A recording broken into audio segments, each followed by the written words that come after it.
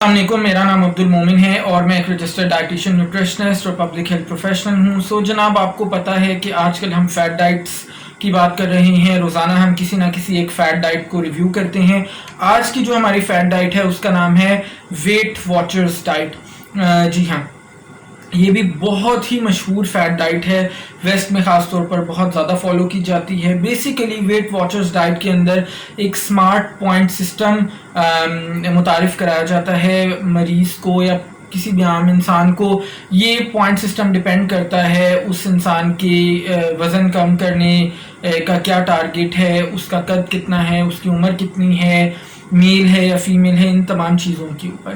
اور اس کے اندر جناب یہ ہوتا ہے کہ جتنا ایسے کھانے ہوتے ہیں جو صحت بخش ہوتے ہیں ان کے پوائنٹس بہت کم ہوتے ہیں، اور جو ایسے کھانے ہوتے ہیں جو صحت کے لیے اچھے نہیں ہیں ان کے پوائنٹس بہت زیادہ ہوتے ہیں.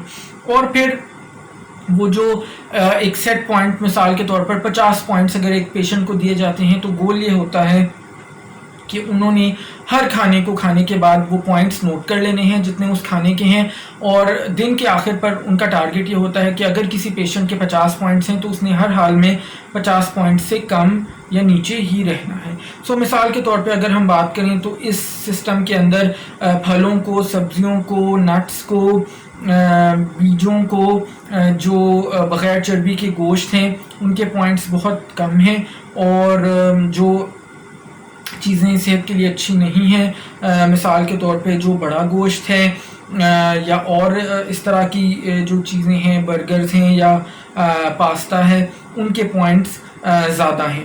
اسی طرح سے کچھ ایسی چیزیں ہیں لین پروٹین، مثلا انڈے کی زردی، مچھلی یا مرغی کا گوشت، ان کے جو ہیں وہ 0 پوائنٹس رکھے گئے ہیں. ٹھیک ہے، ایک مثال میں نے آپ کے لیے لی ہے کہ جیسے اگر 230 کیلوریز کا اگر آپ ایک ڈونٹ کھاتے ہیں تو اس کی بدلے آپ کو 10 پوائنٹس ملیں گے، اور اگر آپ 230 کیلوریز دہی اور بلو بیریز سے آپ لیتے ہیں تو اس کے صرف اور صرف آپ کو 2 پوائنٹس ملیں گے.